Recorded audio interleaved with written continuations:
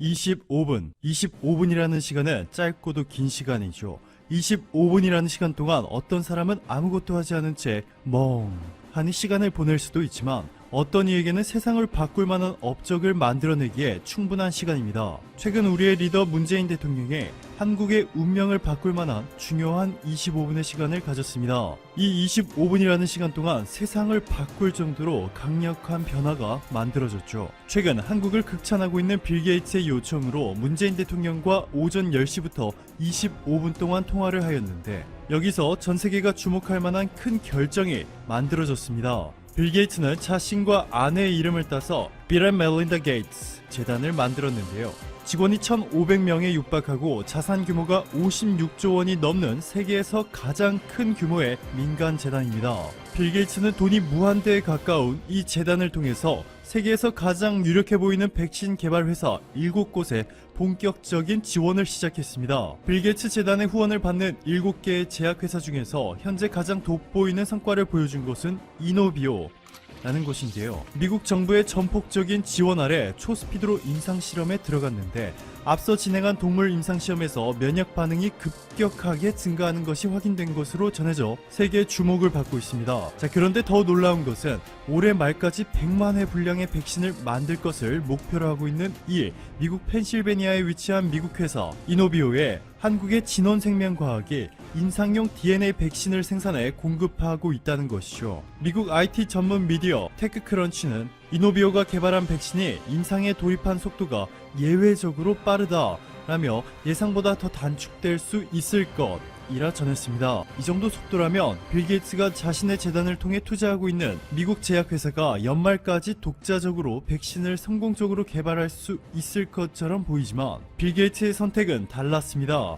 한국과 손을 잡았죠. 좀 더 정확하게 말하면 빌 게이츠는 이미 한국의 백신 개발 능력이 얼마나 뛰어난지 파악하여 한국과 손을 잡은 상태였고 이번에 문재인 대통령과의 통화에서 협력 수준을 엄청나게 강화시켰습니다. 이미 수개월 전 빌 게이츠 재단이 125억 원, 한국의 보건복지부가 250억 원, 그리고 한국생명과학기업이 함께 투자에 참여해 라이트 펀드를 만들어 공동으로 백신 개발에 나섰습니다. 빌 게이츠는 올해 이 라이트 펀드의 규모를 2배 이상 성장시킬 계획이라며 문재인 대통령의 대통령과 통화하기 전에 한국의 백신 및 치료제 개발 진행 상황을 찾아봤다. 한국과 협력해서 백신뿐만 아니라 치료제 개발을 가속화하길 기대한다. 문재인 대통령께서 지도력을 보여주셨다. 라며 저 역시 한국 대응을 보고 배울 것이다. 한국이 세계의 모범이 되고 있다 전했습니다. 미국 정부의 전폭적인 지원 아래 혼자서도 성공적으로 백신을 만들 것 같은 빌 게이츠가 왜 이렇게 한국과 강력한 수준의 협력 관계를 만들기 위해 필사적으로 노력하고 있을까요? 정답은 간단합니다. 한국이 실제로 세계 최고 수준의 성과를 보여주고 있고 특히 이번 사태를 해결할 수 있는 단 하나의 국가를 꼽으라 질문한다면 전 세계 누구나 당연히 한국을 선택할 겁니다. 오버가 아니죠. 절대로 과장해서 말하는 것이 아닙니다. 한국은 여러분이 생각하신 것보다 현재 이번 사태를 해결하는데 엄청난 역할을 하고 있습니다. 먼저 이번에 가장 유력한 치료제를 개발하고 있는 것으로 알려진 미국의 비어라는 바이오 회사가 다른 국가도 아니고 바로 한국의 삼성과 미리 치료제 위탁 생산 계약을 체결하였습니다. 무려 4,400억 원 규모로 삼성 바이오로직스가 역사상 최대 금액의 계약을 따낸 것인데요. 조지 스캔거스 비어 CEO는 이번 사태로 전 세계 치료제 수요가 급격하게 늘고 있어 대량 생산 설비를 확보하는 것이 매우 중요하다고 전했습니다. 즉 비어라는 치료제 개발 회사는 수백만 명에 달하는 확진자들의 투여할 수 있는 치료제를 대량으로 만들어낼 능력이 없기 때문에 이를 한국의 삼성에 맡기기로 한 것이죠. 사실 이렇게 초대량으로 의약품을 만들 수 있는 나라는 전 세계에 3곳밖에 되지 않습니다. 스위스, 독일 그리고 한국 이렇게 3군데만이 전 세계 환자들에게 투여할 수 있는 의약품을 만들 수 있는 능력을 가졌습니다. 자, 그런데 삼성 바이오로직스가 지난 수년 동안 1조 9천억 원에 달하는 투자를 통해 공장을 확장하였고 결국 현재 생산 가능 규모가 총 36만 4천 리터로 세계 1위가 되었습니다. 의료 최강국이라 불리는 스위스와 독일을 한 번에 따라잡은 것이죠.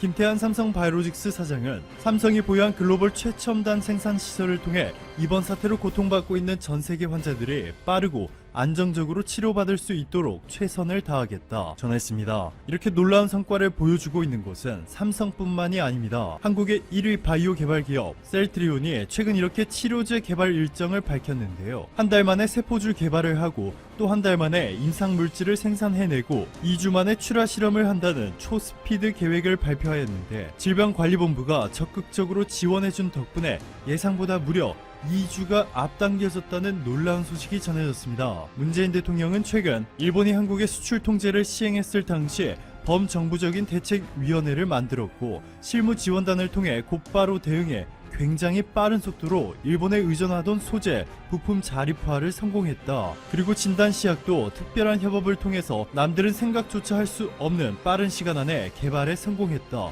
라며 치료제와 백신 개발도 한국이 세계에서 가장 앞서가자며 100% 보상이라는 정부의 전폭적인 지원을 선언하였습니다. 문재인 대통령의 이 발언이 즉각 현실로 나타나고 있는 것이죠. 이에 따라 업계에서는 셀트리온의 치료제가 실제로 환자에 투약될 시기가 오는 7월 중순, 아니 빠르면 7월 초에도 가능성이 있을 것이라 전망하고 있습니다. 엄청난 속도죠. 지금부터 3개월밖에 남지 않았는데요. 전 세계 어느 국가에서도 상상조차 할 수 없는 속도입니다.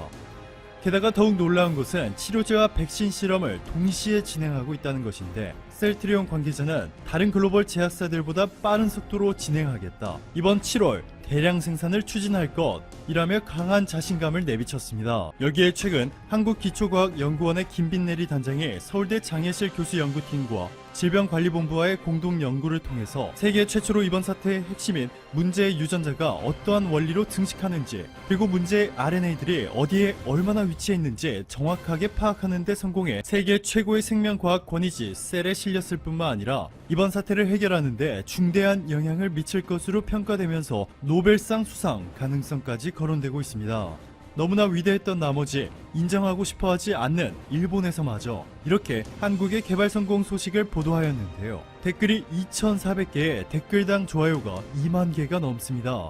일본인들도 엄청나게 뜨거운 반응을 보이고 있는 것인데요. 이들은 그게 사실이라면 고맙습니다 라며 한국이 개발에 성공하면 자신들도 드디어 안전해질 수 있다 기뻐하고 있지만 하지만 바로 노벨상으로 연결시키는 것은 무리가 따르는 것 같아 유감이네요 라며 끝까지 한국의 기술력이 일본보다 뛰어나다는 사실을 인정하지 않으려는 필살의 몸부림을 치고 있습니다. 일본이 이렇게 한국의 개발 소식에 배아파하는 반응을 보이는 것을 고려했을 때 이것이 얼마나 대단한 성과인지 이미 확실하게 증명된 것이고 빌 게이츠 재단을 통해 무려 10개의 대형 제약회사들에 투자해 치료제와 백신을 개발하고 있는 빌 게이츠가 너무나도 간절하게 한국과 손잡으려는 것이 너무나도 당연한 상황입니다. 일부 언론에서는 빌 게이츠가 한국을 칭찬한 적이 없고 한국에서 과대포장하고 있는 것이라며 한국에 대한 악성 기사들을 쏟아내고 있는데 이는 절대로 사실이 아닙니다. 파이낸셜 타임스, 유로뉴스, CNBC 등의 보도들에서 확인할 수 있듯이 한국이 아닌 영국과 미국 언론들과의 인터뷰에서도 이렇게 한국을 극찬하고 있습니다. 전 세계가 한국으로부터 배워야 한다. 중국과 함께 이번 사태를 가장 먼저 맞이한 한국은 이미 벌써 생활이 정상으로 돌아오고 있다. 미국은 한국처럼 개별 사례를 보고 기준을 따질 수 있는 통일된 시스템을 갖고 있지 못한다. 라고 말이죠. 어느덧 확진자 50만 명을 돌파한 미국. 3주 만에 1680만 명의 미국인들이 일자리를 잃은 현재 역사상 최대의 위기 상황인데요. 한국과 손 잡아야만 조금이라도 피해를 줄일 수 있는 것이 현실인 상황을 정확하게 인지하고 실천에 옮긴 빌 게이츠와는 달리 트럼프 대통령은 최근 한국이 제시한 한미 방위비 분담금 인상액 지난해보다 무려 13%를 올리겠다는 한국의 제안을 거절하였습니다. 로이터 통신은 트럼프 대통령의 거절로 미국과 한국의 관계가 어려움에 빠졌다며 관계자의 말을 인용해 현재 한국과 미국의 방위비 협상 교착 상태는 미국이 애초에 과도한 요구를 했기 때문이라며 한국이 트럼프가 받아들일 수 있는 제안을 하지 않는다면 미국이 어떻게 대응해야 할지에 대한 해답은 오랜 기간 의문으로 남았다 보도하였습니다.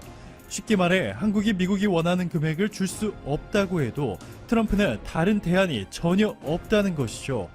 그러면서 로이터 통신은 미국과 한국이 방위비 분담 협상보다 이번 바이러스 사태에 더 집중하고 있다 라며 긴급 상황을 고려할 때 이 거래가 충분히 좋을 것이라는 희망이 있다 전했고, CNN은 트럼프는 미국에서 이미 많은 검사가 진행되고 있다 주장하고 있지만 사실은 한국에 도움을 요청하고 있다 라며, 트럼프가 한국에서 보내주는 것이라며 무엇이든 즉시 미국 내에서 판매가 허가되도록 액션을 취하겠다 발언한 점을 꼬집어 보도하였습니다. 즉 전 세계 언론들도 이번 사태로 한국의 도움이 절실하게 필요한 미국에게는 선택권이 없어 결국 미국이 한국의 제안에 따를 것이라 분석하고 있습니다. 오늘도 감사합니다. 최고로 멋진 하루 보내시길 바랄게요. 코로나 바이러스로 미국과 유럽이 초비상에 빠진 상황에서 중국의 진단키트를 구매했던 많은 나라들이 쓰레기라고 부르며 환불을 요청하고 있다고 합니다. 그리고 한국 진단키트를 사기 위해 전 세계를 보낼 정도로 긴급하게 돌아가고 있다고 하는데요. 오늘은 이에 대해서 이야기해 보겠습니다. 전염병은 폭탄보다 더 위험하다고 알려져 있습니다. 움직이는 곳마다 접촉하는 사람마다 전염되고 또 그에게 전염된 사람은 또 다른 환자를 만들어내죠. 중국 우한에서 시작한 코로나 바이러스는 현재 그 무서움을 세계 곳곳에 퍼뜨리고 있습니다. 한국은 많이 안정돼서 하루 평균 5, 60명의 확진자가 생기는 반면 미국은 하루에 발견되는 확진자만 한국 전체 확진자보다 많아졌고, 스페인, 이탈리아 등 유럽 국가들은 초비상 상황입니다.